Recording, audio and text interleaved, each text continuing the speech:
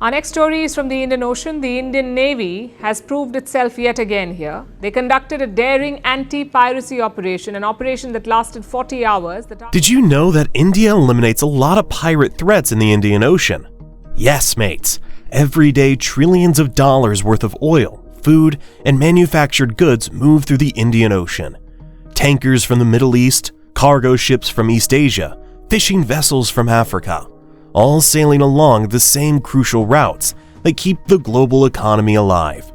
But for decades, these waters carried a hidden danger: pirates. Small boats, sometimes no more than wooden skiffs with outboard motors, armed with rifles and RPGs, could bring giant ships worth hundreds of millions to a standstill.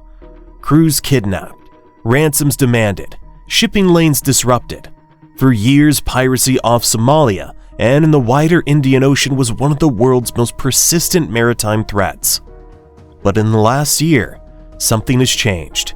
India, with its navy of destroyers, frigates, surveillance drones, and elite marine commandos, has stepped in with a series of operations that are turning the tide. Pirates who once struck fear into global trade are now being hunted, captured, and brought to justice. The story is bigger than just pirates versus sailors. It's about India's rise as a security power and how one nation is reshaping the balance of control across the open ocean.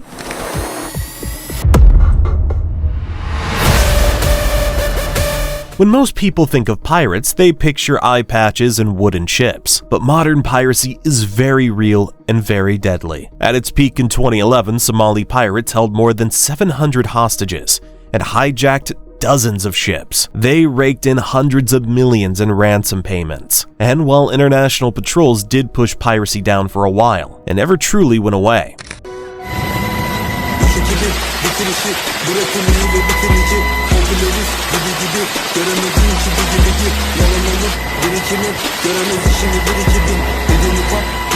According to maritime security reports, 2023 saw a sharp uptick in incidents with kidnapping, hijackings, and attempted boardings rising again in the Indian Ocean. And with Western navies pulling back to focus on Europe and Asia, the gap was clear. Someone needed to step in. That someone turned out to be India. Take March 2024. The hijacking of the MV Ruin, a Bulgarian-owned merchant ship, became the most dramatic piracy incident in over a decade. The vessel was stormed by Somali pirates in the Arabian Sea, nearly 900 nautical miles from the Indian coast. Armed with AK-47s, heavy machine guns, and even a rocket-propelled grenade launcher, the pirates seized control of the ship within minutes. The crew was forced into a single compartment. Hatches were welded shut. On deck, gunmen stood guard, waving their rifles at passing ships, giving a clear message that this was now hostile territory. But this time they picked the wrong ocean. The distress signal reached the Indian Navy. Immediately, INS Kolkata, a 7,500-ton guided missile destroyer, was dispatched. Backed by surveillance drones and a P-8I maritime patrol aircraft circling high above, the Indian Navy tracked every move the hijacked ship made. A second warship, INS Subhadra, joined the hunt, cutting off escape routes. For days, the Ruin was shadowed silently, its location marked, its communications monitored, its fate already sealed. For days, they tracked the pirates across the ocean. Then came the strike. At dawn, Marcos, India's elite marine commandos, launched in rigid hull inflatables from INS Kolkata. Covered by naval helicopters circling overhead, they closed the distance in no time. The pirates opened fire from the deck, spraying bullets into the sea. Tracer rounds ripped across the water. In response, the warship's helicopter fired warning bursts from its heavy machine gun, forcing the gunmen to scatter. The commotion gave Marcos the opening they needed. Elite Marcos commandos boarded the vessel in a high-risk operation. The fight was short but violent. Several pirates fired back, but they were outmatched by the sheer speed and precision of the assault. A handful were injured in the clash. The rest quickly dropped their rifles and raised their hands. One by one, they were forced to the deck, zip-tied, and searched. Inside, the crew huddled terrified, but alive.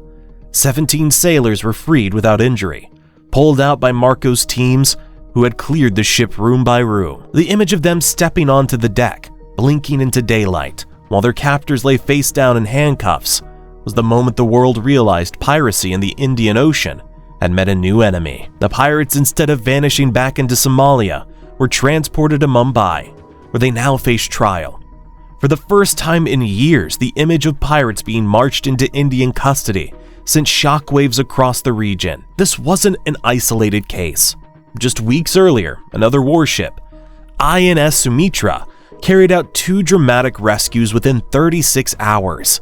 First, it freed 17 Iranian sailors from one hijacked fishing vessel. Then it intercepted another boat and rescued 19 Pakistani sailors from captivity.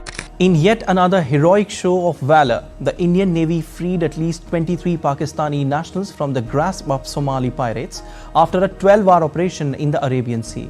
The rescue happened in the early hours of March 20. Imagine that, India rescuing Pakistani citizens from Somali pirates. The irony was not lost on anyone. On the surface, these are daring rescues, but strategically, they're much more. The Indian Ocean isn't just water. It's the superhighway of global trade. Nearly 90% of the world's goods move by sea, and much of that passes through this region. Every hijacking threatens supply chains, spikes insurance rates, and destabilizes economies. By stepping in where others have stepped back, India is doing more than saving sailors. It's sending a clear message. The Indian Ocean is under Indian watch.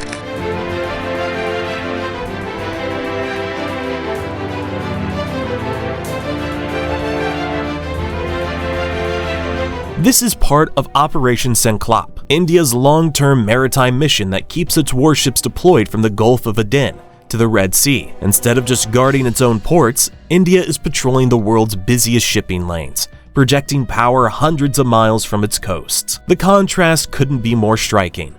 On one side, pirates in flimsy boats fueled by desperation and armed with little more than AK-47s and RPGs. On the other side, Indian destroyers, bristling with BrahMos missiles, backed by satellites, drones, and trained marine commandos.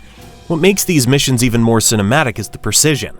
Boarding actions in rough seas, helicopters hovering as commandos rappel down ropes, drones circling overhead, feeding real-time data to warships. These are not random rescues. They're carefully choreographed operations designed to send a message. Piracy may be a nuisance, but against a modern navy, it's hopeless. We launched our helicopter, gave them enough adequate warning shots as well. We tried every method by using our snipers. But the drama at sea has ripple effects on land. Every time India rescues foreign crews, it gains diplomatic capital. Iran sees its sailors freed. Pakistan, despite political rivalry, has to acknowledge India's role in protecting its citizens. African nations benefit from safer fishing grounds, and global shipping companies quietly begin to rely more on India's patrols than on distant Western navies. This is soft power built through hard action, a kind of diplomacy that doesn't come from speeches or summits, but from saving lives in the open ocean. Despite all this, piracy isn't gone. New hijackings still occur.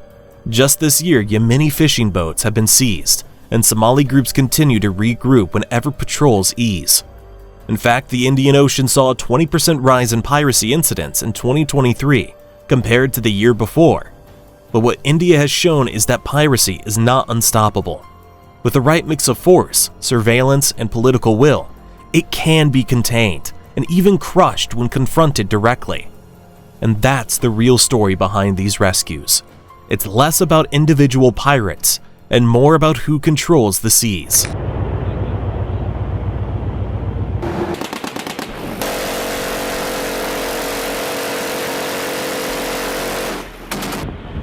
For centuries, control of global trade routes shifted from empire to empire, from the Portuguese to the British, from the British to the Americans. Today, with the Western focus shifting elsewhere, the Indian Ocean is wide open for a new power to step up, and India is making its case.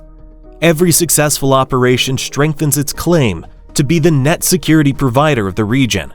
Every freed crew adds weight to its influence, and every pirate captured sends a signal that the days of chaos on the high seas are numbered. Piracy will never vanish completely, but the balance of fear has shifted. For the first time in decades, pirates are not dictating terms. They are the ones being hunted, boarded, and marched into custody. At the center of this shift stands the Indian Navy. This is more than a fight against hijackers and skiffs. It's a story about India's rise, about the reshaping of maritime power, and about who gets to decide the future of the world's oceans. The message is clear. The open ocean is no longer a playground for pirates. It's a stage, and India has just stepped into the lead role.